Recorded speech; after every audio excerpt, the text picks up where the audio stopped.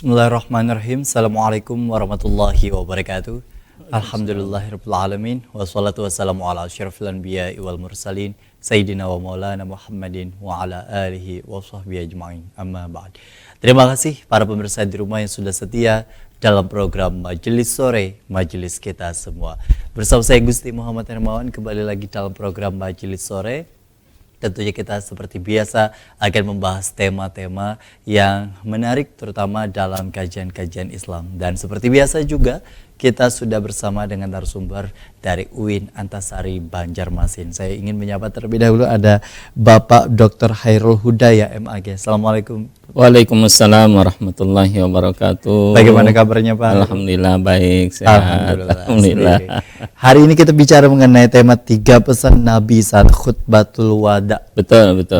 Mungkin langsung saja bolehlah disampaikan sebagai pembuka dalam tema kita pada hari ini. Oke, baik. Terima kasih. Assalamualaikum warahmatullahi wabarakatuh.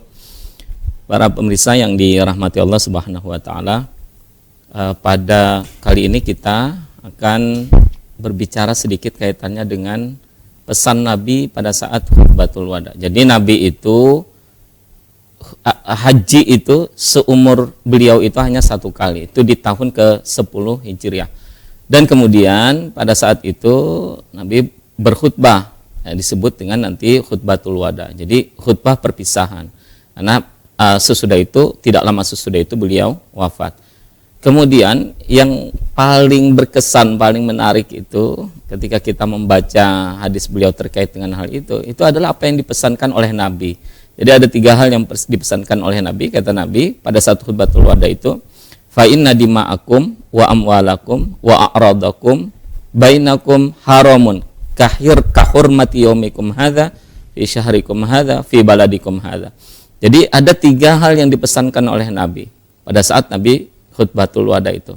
Yang pertama kata Nabi, fa inna dima'akum, sesungguhnya darah kalian itu. Kemudian yang kedua adalah wa amwalakum, harta kalian itu. Kemudian yang ketiga adalah wa aradakum, kehormatan kalian itu. Haramun abainakum haramun, antara kalian itu diharamkan itu. Kahurmati yaumikum hadza, sebagaimana kehormatan atau pengharaman di bulan ini, di hari ini, di bulan ini, di negeri ini. Nah, jadi apa yang dipesankan oleh Nabi? Yang pertama itu kaitannya dengan darah. Nah, artinya fisik kita. Jadi setiap muslim itu ketika dia telah tunai melaksanakan ibadah haji itu, dia harus menjaga fisik orang lain. Dia tidak boleh melukai orang lain. Dia tidak boleh apalagi sampai membunuh orang lain. Nah, kenapa? Karena dima'akum haramun alaikum itu darah kalian itu haram ditumpahkan apabila tidak ditumpahkan secara hak. Misalnya di situ ada hukuman qisas dan lain sebagainya. Nah, maka itu haram itu ditumpahkan. Nah, itu pesan Nabi yang pertama itu. Kemudian kaitannya dengan fisik. Kemudian yang kedua itu kaitannya dengan persoalan harta. Wa amwalakum. Dan harta itu juga haram diambil dari harta orang lain tanpa hak itu. Yang hak itu apa? Mungkin jual beli. Nah, bisa juga pemberian hadiah, bisa juga wasiat. Nah, selain hal-hal yang diperbolehkan dalam Islam, maka diharamkan kita mengambil harta orang lain. Nah, itu pesan Nabi yang kedua. Pesan Nabi yang ketiga kaitannya dengan kalau tadi fisik, masalah darah itu, ini masalah psikologis. Jangan sampai kita menghancurkan kehormatan orang lain. Nah, ketiga hal itu yang sering terjadi sekarang itu. Orang begitu mudahnya menumpahkan darah. Orang begitu mudahnya mencaci maki, menghancurkan kehormatan kemuliaan orang lain. Orang begitu mudahnya mengambil harta orang lain. Padahal yang 3 hal ini itu yang dipesankan oleh Nabi. Orang yang haji itu sesungguhnya kata Ali Syariati, dia adalah kembali kepada keabadian, kembali kepada kemurnian fitrahnya. Makanya itu disimbolkan dengan pakaian yang serba putih itu yang tidak ada embel-embel apa-apanya.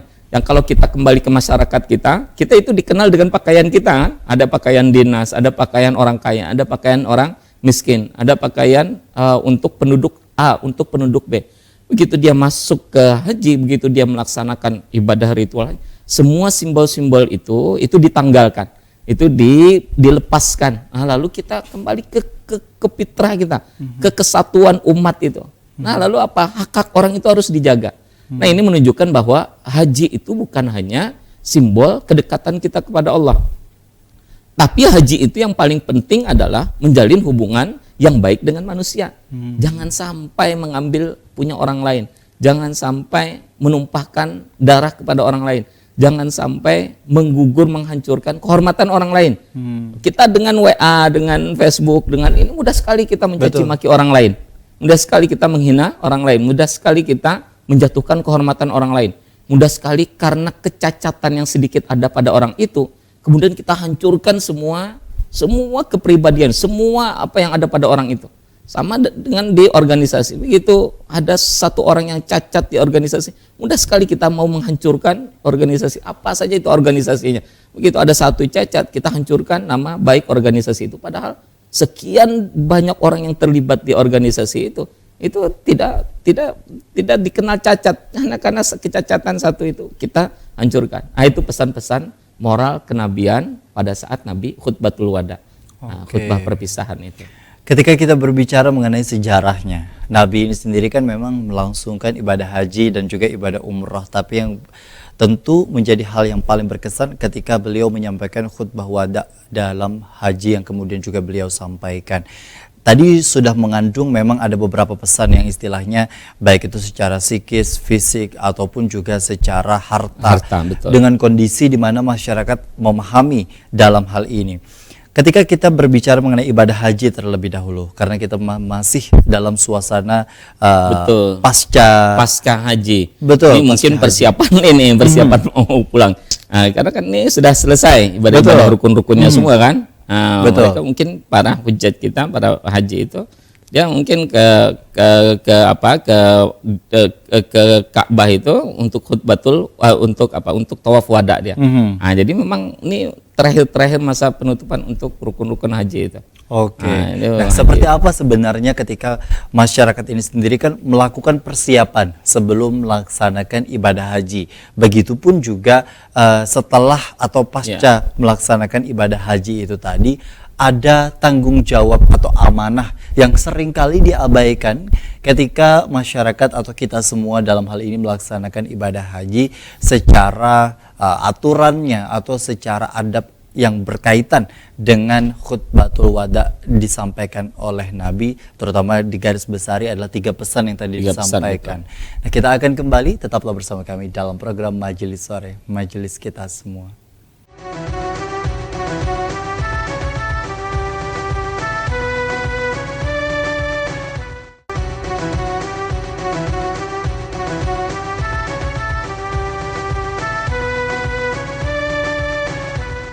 Terima kasih Anda masih bersama kami dalam program Majelis Sore, Majelis Kita Semua, berbicara mengenai ibadah haji, ibadah yang begitu diinginkan oleh seluruh umat muslim di seluruh penjuru dunia, terutama di Indonesia yang kemudian juga dalam hal ini memerlukan waktu ketika mau naik haji itu sendiri. Pak ya. Ketika misalnya dengan uang yang istilahnya secara umum dikeluarkan, dipastikan akan memerlukan waktu hingga puluhan tahun. Kecuali misalnya Anda memiliki uang yang berlebih untuk bisa melaksanakan dan menunaikan ibadah ONH Plus dengan nominal kurang lebih 175 hingga 200 juta rupiah per orangnya.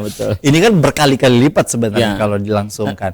Tapi dengan kondisi di hari ini, apalagi ibadah haji ini sendiri memang masuk di dalam rukun Islam yang tentu semua umat muslim hari ini begitu mendambakan untuk bisa melaksanakan ibadah haji. Terlebih bagi mereka yang ingin melaksanakan ibadah haji, ketika datangnya banyak masyarakat atau ketika berangkatnya ingin minta doakan namanya disebut untuk bisa naik dan istilahnya ziarah ke makam Rasulullah.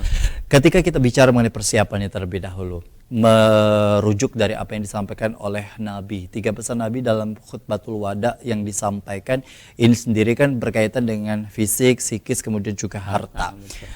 Dalam ibadah haji tentu kita tadi sebut bahwa pasti mengeluarkan materi, ekonomi yang harus dipersiapkan. Harus kita siapkan. Tidak hanya dari proses bayar akomodasi dan lain sebagainya yang sudah ditentukan nominalnya hari ini oleh Kementerian Agama, tapi juga ada barang-barang yang kemudian juga dibawa dan lain sebagainya yang setidaknya dipastikan memang dari hasil uang yang halal, Betul. yang benar cara dapatkannya. Betul. Nah, ini kan juga berkaitan dengan tadi yang disampaikan Betul, oleh disampaikan Nabi. betul. Seperti apa sebenarnya masyarakat memaknai hal ini, Pak, agar jangan sampai berlomba-lomba dalam melaksanakan ibadah haji, tapi seringkali kemudian juga melupakan akan hal-hal yang sebenarnya menjadi landasan atau dasar dalam hal ini. Betul. Haji itu, kita tujuan berhaji itu kan satu saja sebenarnya.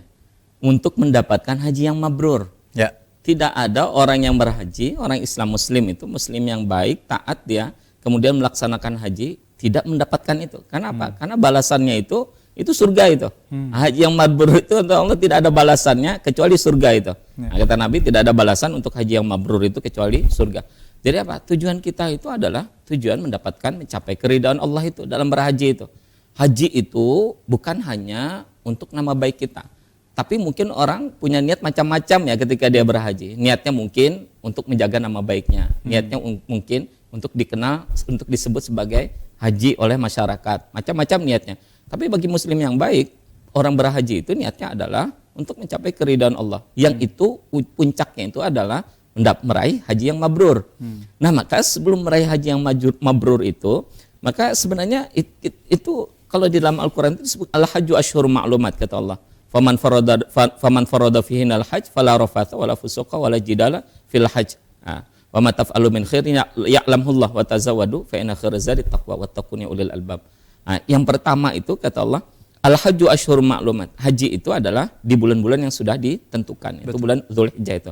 Faman farada fihinal hajj, barang siapa yang melakukan kefarduan haji itu, fala rafatha, jangan sampai mengeluarkan kata-kata yang kotor.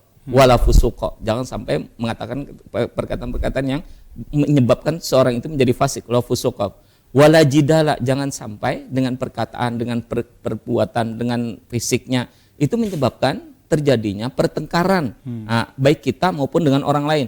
Wala jidala fil hajj, jangan kita bertengkar, baik dalam haji maupun tentunya sebelumnya kita. Wala jidala. Wa ma taf'alu min khairin ya'lamullah, apa saja yang kalian lakukan itu sungguhnya Allah Maha mengetahui. Watazawwadu, berbekalah, ini sebenarnya penting. Berbekal haji, berbekal kehidupan kita, berbekal untuk akhirat kita. Watazawwadu fa inna khairaz zad, sesungguhnya sebaik-baik bekal itu adalah takwa. Nah, sebenarnya yang ingin dicapai dari haji itu adalah ketakwaan juga sebenarnya. Nah, karena ketakwaan itu definisinya, kalau istilahnya kalau di khutbah itu kan menjauhi, takwalah kepada Allah kan situ tulis pesan khatib itu kan. Betul. Takwa itu apa? Itu melakukan apa yang diperintahkan oleh dan Rasulnya, menjauhi apa yang dilarang. Nah, termasuk yang menjauhi yang dilarang itu kata Nabi, yang pertama, berhaji jangan menggunakan duit yang haram. Sesudah berhaji jangan memakan harta-harta yang haram. Harta-harta haram itu apa? Mengambil harta orang lain tanpa hak. Jual beli itu hak. Meminjam itu juga hak. Kemudian meminta, kemudian dikasih itu juga hak. Tapi meminta tidak diberi kemudian kita ambil, itu tidak hak.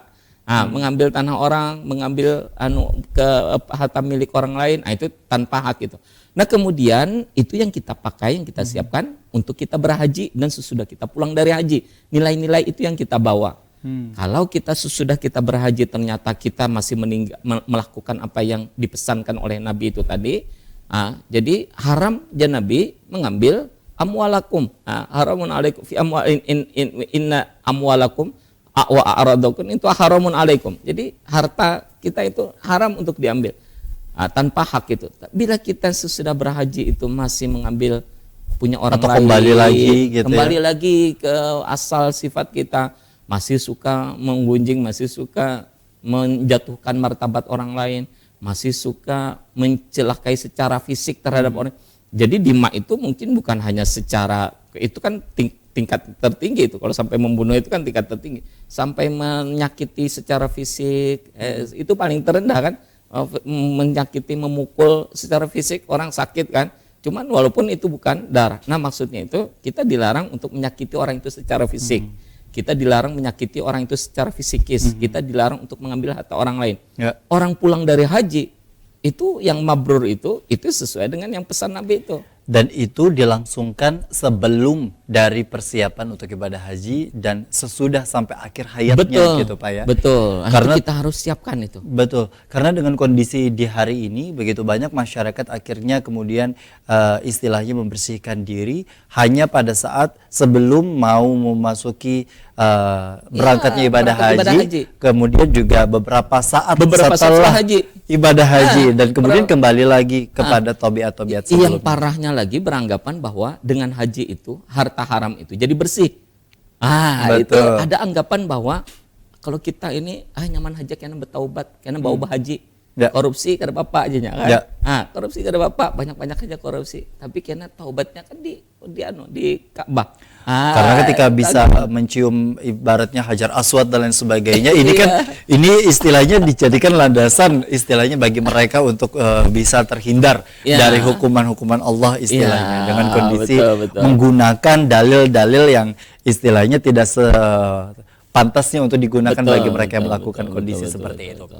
Nah, kita berbicara mengenai ibadah haji. Ibadah haji juga seringkali dikaitkan dengan ibadah umroh. Ini apakah juga berlaku bagi orang yang melaksanakan ibadah umroh atau seperti apa, Pak?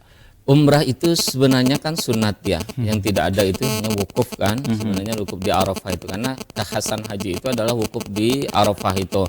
Nah begitu dia tidak di luar itu, nah itu berarti umrah dia. Umrah itu adalah hal yang sunnah. Umrah itu sebenarnya itu hampir sama dengan tujuan kita untuk mendekatkan diri kepada Allah itu. Dengan kita mendekatkan ke pusat bumi itu, dengan pusat ibadah seluruh kaum muslim itu ke sana memfokuskan diri itu, ke sana menghadap, ke sana mengarahkan mereka. Kiblat kita itu selama kita sholat itu 5 waktu kita menghadap ke kiblat itu. Nah, jadi artinya kita kembali kepada kefitrahan kita menyadari bahwa sebenarnya tidak ada apa-apanya ketika kita itu berusaha untuk kembali ke Allah itu. Ya, sekali lagi ketika memang melaksanakan ibadah umroh walaupun itu penunaiannya atau hukumnya memang sunnah, tapi bukan berarti juga untuk menggampangkan atau mengentengkan gitu Pak ya. Nah, bagaimana dengan kondisi nanti akan kita tanyakan ketika masyarakat hari ini ketika niatnya untuk melaksanakan ibadah umroh kemudian juga ibadah haji diiringi dengan niat wisata Pak. Nah ini kan seringkali juga banyak ya untuk bisa melihat yang namanya Ka'bah dan lain sebagainya, hingga awal dasarnya adalah ketakwaan itu tadi seringkali menjadi hal yang kemudian juga dilapisi dengan niatan-niatan lain begitu, atau ditunggangi dengan niatan-niatan lain. Seperti apa sebenarnya kondisi untuk memurnikan niatan yang ada di dalam hati sebelum dan sesudah sampai akhir hayat kita dengan pelaksanaan 3 pesan oleh Nabi tadi dalam khutbatul wada. Kita akan kembali. Tetaplah bersama kami dalam program Majelis Sore, Majelis Kita Semua.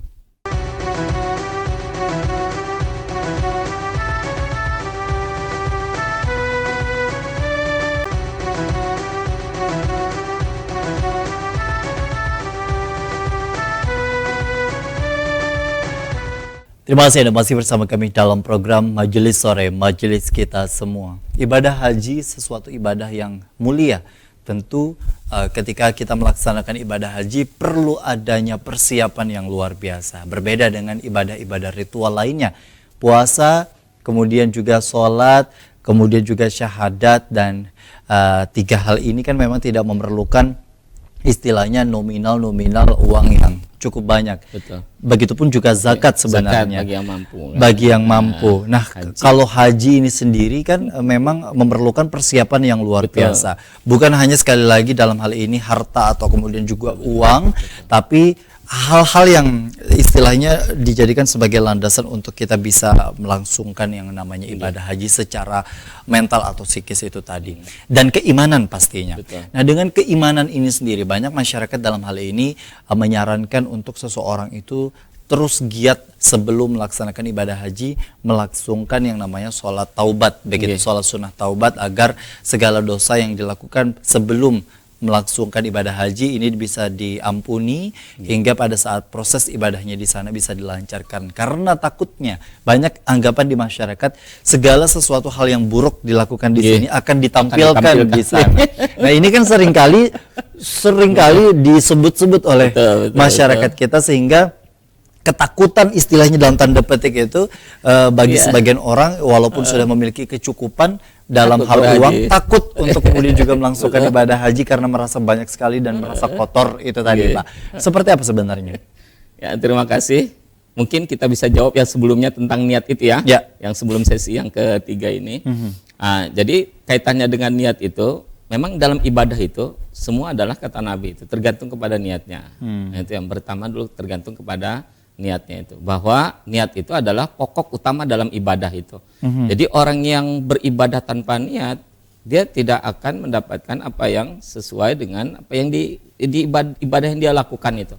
Bila sholat dia tanpa niat, sholatnya tidak sah itu. Karena niat itu menjadi rukun dalam sholat. Haji juga bila dia tidak berhaji, hajinya itu niatnya bukan untuk haji, bukan untuk ibadah, dia tidak sah hajinya itu nanti. Nah, termasuk kurban, bila dia tidak niatkan untuk kurban, ibadah sunnah kurban, maka dia tidak mendapatkan pahala kurbannya. Nah, termasuk haji. Haji itu harus ditanamkan dari awal bahwa kita berhaji itu niatnya untuk ibadah, bukan untuk pelesiran, belum untuk wisata, bukan untuk jalan-jalan. Kalau wisata nanti bisa ke tempat yang lain. Ada tempat-tempat mungkin yang lebih memanjakan mata, lebih menarik hati. Tapi kalau karena nanti beda.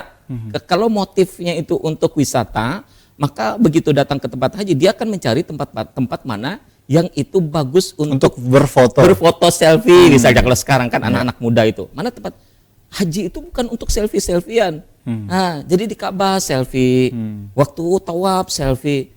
Haji itu bukan untuk selfie, haji itu bukan untuk wisata, bukan untuk jalan-jalan, bukan untuk pamer-pamer. Walaupun sebenarnya bukan dilarang atau diharamkan dalam hal ini ketika misalnya untuk pribadi, tapi ketika sudah ada niatan yang ditunggangi dengan untuk pamer itu tadi, Pak ya, yang kemudian juga itu harus dihindari. Yang kita khawatirkan itu bukan yang diharamkannya itu, yang kita khawatirkan justru pahala kita itu hilang karena kita pamer itu, karena kita riya itu.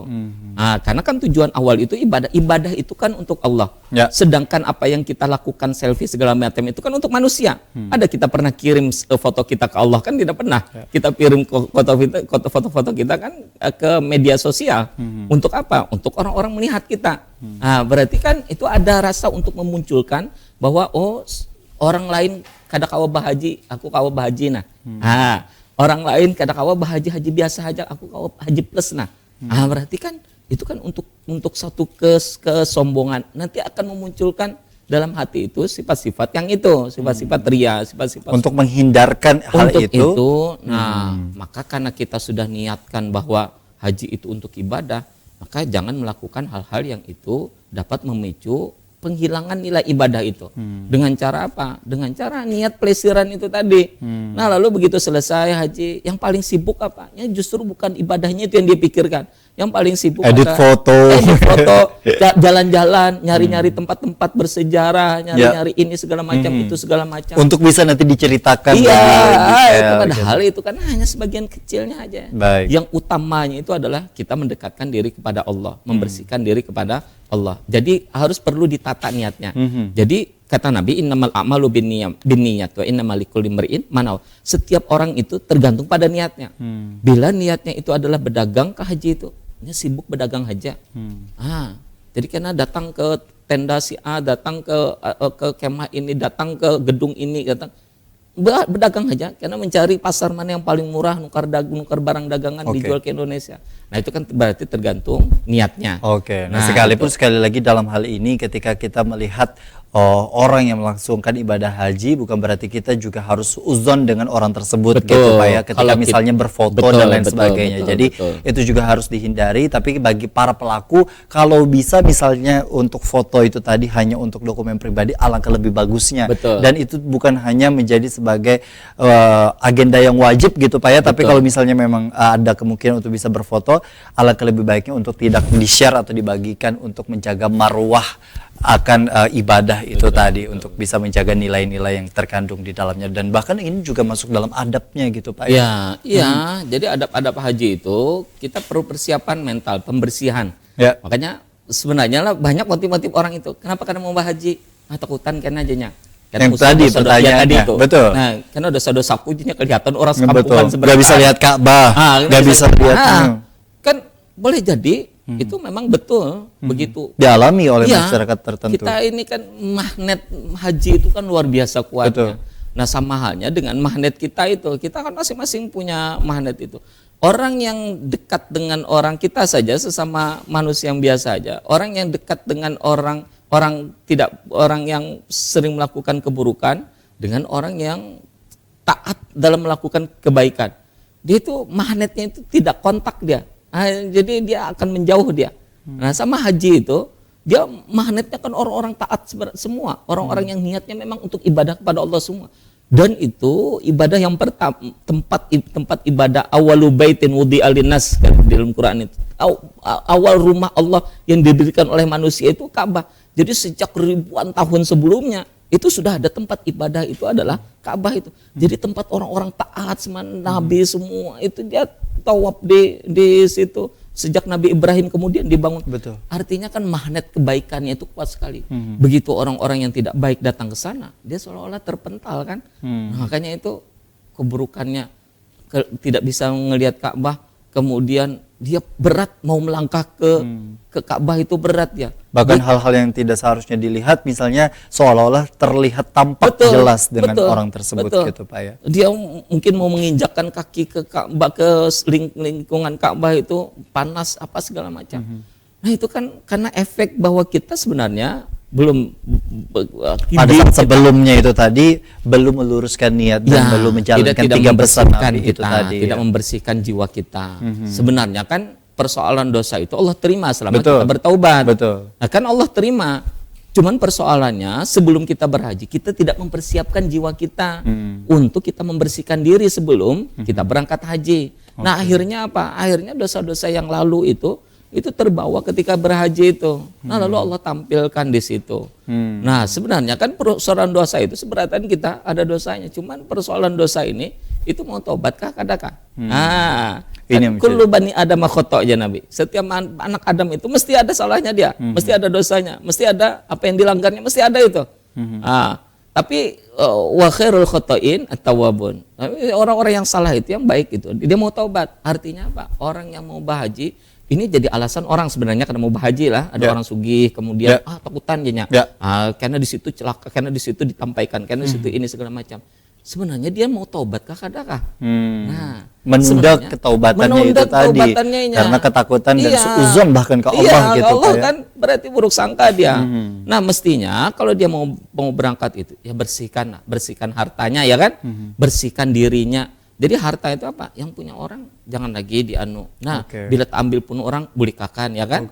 Nah, bila tak ambil tanah orang bulikakan. Artinya kan kita membersihkan, upaya membersihkan diri. Dan seringkali juga ini berkaitan dengan hablum minan nas yang kita menyakiti hati orang lain tanpa kita sadari. Justru ini juga yang minta paling rela, berat, minta ampun justru gitu, yang paling berat itu adalah kita mengambil hak-hak orang lain. Makanya di hadis itu yang disebutkan adalah hak-hak orang lain. Karena kita datang ke Ka'bah itu, kita berhaji itu memenuhi hak Allah itu, panggilan Allah itu. Kalau dengan dosa dengan Allah itu lebih mudah dibandingkan dosa dengan manusia. Kita hanya cukup taubat saja. Nah, taubat kita kemudian berniat untuk tidak mengulang lagi. Nah, cukup itu hubungan kita dengan Allah saja.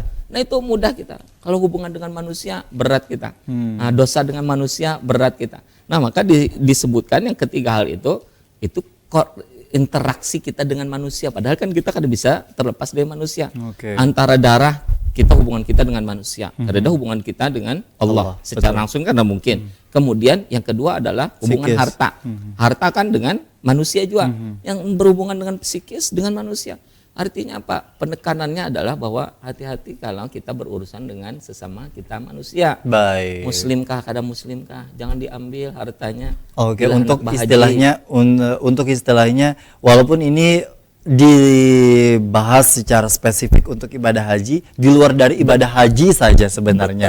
Untuk hablum minan nas ini menjadi PR bagi kita setiap umat muslim gitu Pak ya, agar jangan juga ketika misalnya belum ada kesempatan untuk ibadah haji dengan bebasnya melangsungkan yang namanya penyakitan fisik, hati atau kemudian juga mengambil harta dengan mudahnya.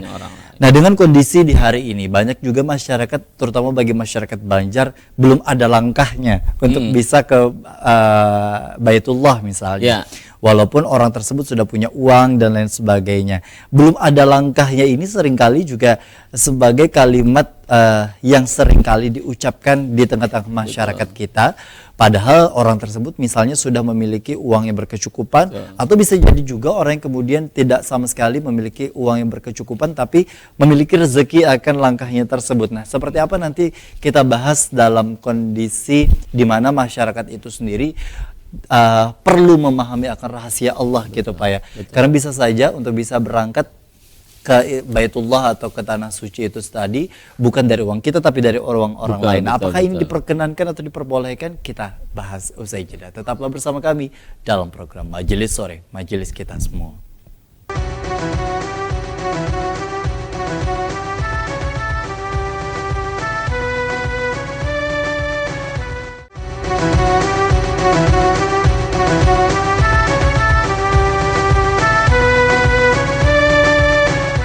Terima kasih Anda masih bersama kami dalam program Majelis Sore, Majelis Kita Semua. Belum ada langkahnya. Ini seringkali menjadi kalimat yang kemudian juga diucapkan oleh masyarakat, terutama masyarakat Banjar, untuk bisa berangkat ke tanah suci, baik itu ibadah umroh, apalagi ibadah haji. Ibadah haji tentu bisa jadi dilangsungkan dengan cara menabung mandiri, atau kemudian juga atas izin Allah diberangkatkan oleh orang lain melalui berbagai macam metode istilahnya. Baik ada yang menang kuis, atau kemudian juga ada yang istilahnya diberangkatkan oleh sanak kerabat atau orang yang bahkan tidak dikenal, karena melihat ketekunannya dan kesolehannya bisa jadi orang tersebut diberangkatkan oleh orang lain tersebut. Nah, dengan belum ada langkahnya ini tadi, yang menjadi bahasan kita di segmen sebelumnya, dengan kondisi di mana masyarakat istilahnya untuk dilogikakan gitu Pak ya, untuk bisa berangkat ibadah haji ini sendiri kan sekali lagi perlu uang yang cukup, kemudian persiapan dan lain sebagainya. Di tengah masyarakat kita ekonomi yang kemudian juga tidak semuanya kaya. Nah, apakah kemudian juga haji bagi orang yang kaya saja? Faktanya ternyata tidak gitu ya. Banyak juga orang yang kemudian juga tidak berkecukupan, tidak mampu, tapi menjadi panggilan, mendapat panggilan dari Allah Subhanahu wa taala. Nah, dengan kondisi diberangkatkan oleh orang lain untuk ibadah haji, tentu bagi sebagian orang ini menjadi hal yang luar biasa, karena tentu panggilan Allah luar biasa melalui tangan orang lain begitu. Nah, apakah itu diperkenankan atau diperbolehkan? Misalnya tadi yang saya sempat bahas, dapat kuis dan lain sebagainya, menang kuis dan lain sebagainya. Ini diperkenankan mengingat tadi menjaga dari 3 pesan Nabi. Ini salah satunya dari harta, baik itu harta sebelum berangkat atau sesudah berangkat itu tadi. Jadi yang penting yang perlu kita ketahui bahwa mungkin kita tahu semua bahwa haji itu salah satu rukun dalam Islam ya. Jadi itu yang paling penting dulu. Jadi salah satu rukun dalam kita berislam itu. Bila kita mampu kemudian kita tidak berhaji, berarti kita menghilangkan salah satu rukun dalam Islam itu. Kita mampu, ada duitnya, kemudian fisiknya sehat, kemudian aman. Nah, haji kan syarat-syarat haji itu. Ternyata kita tidak berhaji, berarti Islam kita tidak sempurna. Karena kewajiban salah satu orang yang mampu itu adalah diwajib berhaji. Walaupun alasannya sibuk dan lain sebagainya. Gitu, sibuk itu bukan alasan kan? Karena di Quran itu tidak ada dia istilah sibuk itu kalau tidak berhaji itu. Yang ada dalam kitab-kitab fikih itu dia mampu. Kalau dalam Quran itu dia mampu. Nah, maka di situ disebutkan walillahi 'alan nasi hajjul bait man istata'a ilaihi sabila. Dan hak atas Allah itu untuk dipenuhi itu adalah atas manusia, atas muslim itu adalah berhaji itu. Man istata'a ilaihi sabila. Barang siapa yang mampu untuk melakukan perjalanan itu. Artinya apa? Mampu itu mampu duitnya, mampu fisiknya, mampu melakukan ada transportasinya. Kemudian aman dia dalam melakukan itu. Wajib dia kalau dia mampu itu. Nah, berarti kalau dia tidak mampu, kalau dia mampu kemudian dia tidak melaksanakan, berarti dia tidak melaksanakan salah satu rukun Islam. Nah, makanya kenapa Nabi sangat keras sekali bagi orang yang mampu kemudian dia tidak berhaji, maka nanti matinya silakan pilih, mati ala cara Yahudi kah, mati ala cara Nasrani kah, mati cara ala Majusi kah. Artinya memang itu kecaman keras itu. Nah, mungkin sama dengan kecaman orang yang mampu kemudian dia tidak berkurban. Man indahu atau man lahu man kana lahu sa'ah. walam yudhahi fala yaqrabanna musallana, kata Nabi. Orang yang mampu kemudian kadang mau berkurban, maka jangan dekati tempat sholat kami, kata Nabi. Dekati tempat sholat saja dilarang, apalagi melakukan sholat. Berarti seolah-olah dia memisahkan dari dipisahkan dari kaum muslim. Artinya apa? Itu ancaman keras itu. Ya. Nah, jadi apa? Tidak ada alasan bagi orang yang mampu untuk tidak berhaji kecuali dia tidak mampu. Ya. Tidak mampu fisik, berarti dia tidak sehat, sakit-sakitan. Betul. Berarti di sana mungkin orang tidak akan susah lah orang untuk melayani itu segala Dalam macam. kategori usia kan hari ini pemerintah Arab Betul. Saudi gitu nah, ya. itu berarti kan ada ketentuan-ketentuan dari pemerintah. Tapi kalau kita sudah berniat, kita sudah melakukan tahapan-tahapannya, langkahnya, ini sudah setelah haji, kita sudahlah. Nah, kemudian disuruh menunggu sampai 25 tahun. Padahal usia kita sudah 50 tahun misalnya. Betul. 25 tahun berikutnya 75 tahun. Sesudah 75 tahun ada aturan lagi. Kada boleh yang 75 tahun berhaji. Nah, berarti kita lepas sudah dari kewajiban kita untuk berhaji. Nah, berhaji ini memang panggilan. Baik. Panggilan Allah untuk kita kaum muslim itu. Jadi maka karenanya panggilan itu masing-masing itu masuk ke dalam hati kita. Kita merasa terpanggil kadang. Ada orang yang berduit tapi kadang merasa terpanggil. Ya. Sama kayak kita memanggil murid-murid kita. Hai anak-anak, ayo maju ke depan. Ada yang kadang merasa terpanggilnya. Ini kadang maju ke depan. Tapi ada orang yang cepat ini karena merasa dipanggil oleh gurunya. Nah, ini Allah memanggil kita seberatan untuk berhaji bagi yang mampu. Ada yang menjawab itu dengan segera, dengan cepat. Sama kayak azan. Ada orang yang dipanggil oleh Allah itu untuk mendekat kepadanya. Ada yang cepat yang memenuhi panggilannya itu. Lalu apa? Besungsung ke masjid. Nah, ada yang kena santai aja bro. Ya. Itu. Ada yang sama sekali ada tidak yang sama menghiraukan. sekali kada terpanggil. Ada yang sama sekali kada menghiraukan. Betul, nah, betul. itu berarti bagi orang yang terpanggil dengan cara apapun dia tidak mampu. Dia kakinya ini segala macam. Keluar dia dari rumah, kemudian ada orang yang di belakang, pian hendak kemana? Hendak ke masjid, ulun bawakan pian. Sampai ke masjid kan? Nah, sama kayak haji. Ada yang memberangkatkan itu panggilan, tadi. ada yang memberangkatkan. Kita berangkat haji. Nah, dalam berangkat haji, masalah kita hubungan dengan manusia itu tidak perlu kita mencari-cari ini halalkah haramkah dana yang digunakan. Nah, kenapa? Karena itu di luar kemampuan kita untuk melihat. Tapi kalau jelas bahwa dana itu yang dipakai itu adalah dana haram, maka wajib kita menolak. Apalagi misalnya Kalau profesi jelas orang lah, tersebut tahu profesi gitu orang ya. kita tahu bahwa si A ini bandar judi misalnya, si B ini gawiannya ini. Kita tahu bahwa ini yang dipakai ke haji ini dari harta riba misalnya lah, kita tahu bahwa gawian sidin memang itu. Nah, kemudian kita dihajikan oleh sidin, kita memang kada perlu juga mencari niat sidin. Apakah niat sidin itu memang ikhlas? Apakah niat sidin itu hendak kepentingan sidin saja kan? Dan ini bahkan menjadi nama baik sidin. Dan ini bahkan mengakibatkan konflik ya Pak ya, ketika orang tersebut misalnya dikulik-kulik apakah ini halal atau tidak misalnya. Betul. Betul. Kita dapat kuis ke apakah? Nah, itu kita dalam hati bahwa itulah jalan atau cara Allah untuk kita sampai ke Baitullah itu. Seringkali masyarakat menunda-nunda, terutama bagi mereka yang memiliki kemampuan karena alasan ketidaksiapan, sehingga banyak dari mereka yang kemudian juga dalam hal ini melangsungkan ibadah umroh tapi belum ibadah haji. Umrohnya bahkan berkali-kali Pak, tapi belum ibadah haji. Nah, tanggapannya mengenai kondisi seperti ini? Memang di kondisi kita yang seperti ini berbeda dengan kondisi 20 tahunan yang sebelumnya ya. Di mana pada saat itu orang berhaji itu lebih mudah. Lebih mudah itu maksudnya apa? Waktu tunggunya tidak lama. Betul. Nah, kemudian begitu store nanti tahun depan itu bisa berangkat haji. Nah, umrah tidak begitu familiar waktu itu. Orang tidak banyak travel umrah segala macam. Ini persoalannya adalah ketika masa tunggu haji itu panjang lama. Betul, bahkan sampai 30 tahun lebih sekarang Pak. Ya, kemudian orang ini merindukan Ka'bah itu, kita yang menghadap setiap hari ke Ka'bah itu kayak apa garang anunya. Nah, kemudian kita merindukan itu. Dan ada kemampuan. Lalu ada kemampuan, lalu ini segala macam. Lalu dia tunaikanlah umrah. Umrah ini ibadah juga. Nah, jadi jangan salah juga bahwa umrah dan haji itu ibadah, masuk dalam ibadah.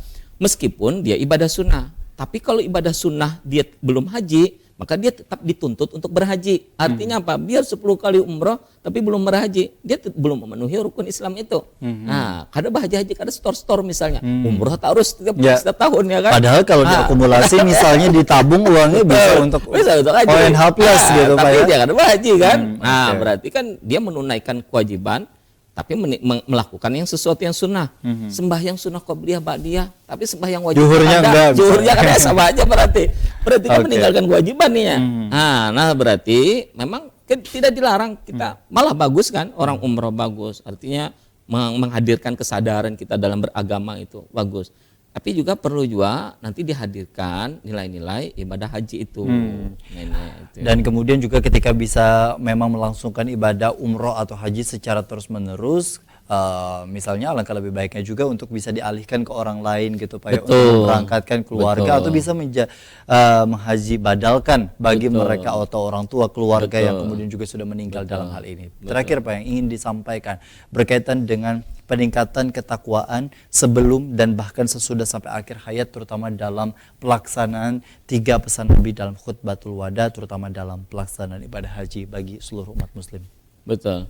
Yang pertama bahwa haji ini adalah hubungan relasi kita antara hamba dengan Allah ya, antara hamba dengan Allah. Nah, jadi haji ini adalah bentuk ketaatan kita, bentuk ketaatan kita kepada Allah. Jadi maksudnya apa? Begitu kita berhaji, kita memiliki kesadaran bahwa hubungan kita dengan Allah itu sedekat hubungan kita ketika kita menghadap ke Ka'bah itu. Artinya memang betul-betul kita menyaksikan itu. Betul-betul kita kedekatan kita kepada Allah itu perlu dihubungkan lagi, perlu dikonekkan lagi. Nah, itu dengan haji itu kesadaran-kesadaran seperti itu harus dibangun. Kemudian yang kedua, haji juga sesungguhnya adalah membangun kesadaran hubungan baik kita dengan manusia. Maka pesan yang dikuatkan oleh Nabi itu adalah pesan hubungan kemanusiaan. Pesan hubungan kemanusiaan yang sering itu kita lakukan, sering kita langgar itu apa? Hubungan kaitannya dengan fisik seseorang, mencelakai seseorang, hubungannya dengan psikis seseorang. Kemudian yang ketiga adalah kaitannya hubungan dengan harta, maliyah itu. Nah itu yang paling sering berinteraksi dengan kita itu. Kalau kita berinteraksi dengan orang lain, dengan manusia itu paling sering. Nah kemudian itulah yang diingatkan oleh Nabi. Kalau orang berhaji itu pesan Nabi terakhir itu hati-hati dengan 3 hal itu. Jangan sampai kita mengambil hak orang lain, jangan sampai kita melukai fisik orang lain, jangan kita merusak kehormatan orang lain. Itu kan berarti pesan kemanusiaan, karena pesan hajinya itu para sahabat itu sudah meresapi dia. Dari dulu itu orang ibadah itu tawaf ke Ka'bah itu betul-betul merasakan kedekatan dengan Allah. Kita kembali kepada fitrah kita, seolah-olah kita kembali lahir sebagaimana kita awal kita lahir itu. Nah, jadi orang yang berhaji sesungguhnya adalah orang yang kembali kepada fitrahnya. Artinya apa? Dia bersihkan hatinya, dia bersihkan dirinya, dia bersihkan hartanya, dia bersihkan fisiknya, dia bersihkan psikisnya. Sehingga ketika datang dia dari ibadah haji, ini nanti saudara-saudara kita akan datang nanti dari ibadah hajinya ke daerah-daerahnya atau ke daerah kita masing-masing. Artinya pesan-pesan moral Nabi itu dibawa. Jadi orang itu ketahuan ini mabrurnya hajinya, mendapatkan haji yang mabrur kah tidak kah? Sesudah dia kembali ke kampungnya itu, sesudah dia kembali dari berhajinya itu, ada perubahan pada dirinya kah tidak kah? Bila haji itu ternyata tidak menjadikan dirinya berubah, berarti tidak ada pengaruhnya sama sekali kaitannya dengan ibadah hajinya. Bila ibadah sholat tidak mempengaruhi dia dari muamalah yang baik dengan manusia, berarti ibadah sholatnya tidak membawa pengaruh apa-apa. Mestinya ibadah-ibadah itu berpengaruh dia terhadap hubungan baik kita dengan Allah. Artinya dengan Allah itu apa? Sembahyang tambah rajin. Artinya apa? Artinya zuhur, asar itu yang ketinggalan ya. Semakin dekat dengan Allah. Kalau dulu mungkin ada yang tercecer kah sembahyangnya, ada yang kada tegawi kah, nah sunat-sunatnya dia gawi pulang. Artinya membangun kesadaran itu hubungan dengan Allah itu tambah baik. Yang tentu itu menjadi PR bagi kita semua. Terlepas mau itu sebagai persiapan haji atau umroh, tapi juga bukan menjadi hal yang bisa kita remehkan bagi dalam kehidupan kita saat ini. Menjadi umat manusia yang kemudian juga melupakan 3 pesan Nabi itu tadi ya. Jangan menyakiti orang lain, jangan istilahnya menyakiti orang lain secara fisik, jangan mengambil harta orang lain, jangan menyakiti harta orang lain secara psikis, menghancurkan kehormatannya. Ini yang menjadi kunci utama Betul. di dalam kehidupan. Terlepas sekali lagi apakah itu mau persiapan ibadah haji atau umroh ataupun tidak. Karena Betul. tentu pesan Nabi yang disampaikan ini secara umum, bukan hanya bagi mereka yang akan melaksanakan ibadah haji. Terlebih bagi mereka yang akan melaksanakan ibadah haji. Dan tentu kita doakan juga bagi para jemaah yang kemudian juga dalam hal ini segera akan datang Pak ya Betul, ke betul. Banua Ya, atau ya, ke ya. Indonesia. Semoga diberikan keselamatan. Ya. Kemudahan dan kemudian haji yang mabrur itu haji paling yang kita mabrur. doakan Dan sekali lagi bagi masyarakat yang ada di sekitar, jangan juga menjadi dan mencari-cari celah apakah dia masuk kategori yang mabrur dan kemudian juga tidak gitu, karena yang menentukan itu sekali lagi hanya Allah Itu Allah ya, Subhanahu wa taala. betul, ya. Bukan berarti kita Jangan juga kita dengan manusia, mudahnya ya. menuduh apalagi menyakiti dengan penyampaian bahwa orang tersebut tidak diterima hajinya dan lain sebagainya. Ini sebagai indikator istilahnya atau ciri-ciri bagi mereka yang mendapatkan haji yang mabrur untuk introspeksi diri, bukan Betul. introspeksi orang lain gitu Betul. Pak ya. Bukan untuk menilai orang lain. Bukan untuk menilai orang lain. Wah, untuk ini menilai terima orang kasih tentunya pagi Pak Dr. Hairul Hudayah MAG Iya. atas informasi ilmu, insya Allah semoga bermanfaat dan berkah Amin. atas kondisi hari ini, dan semoga kita semua bagi yang kemudian juga belum berkesempatan untuk bisa ke tanah suci Ya, untuk menunaikan ibadah umroh ataupun juga ibadah haji, insya Allah segera dipermudah. Amin. Dan insya Allah diberikan rezeki, umur, usia, kemudian juga kesehatan, agar insya Allah kapanpun itu datang kita sudah siap dengan segala persiapan yang kita lakukan, terutama takwa kita yang harus selalu kita tingkatkan, yang menjadi PR kita setiap harinya. Terima kasih Pak Hudayah. Sama-sama. Terima kasih bagi para pemirsa yang Iya. sudah menyaksikan program Majelis Sore edisi hari ini.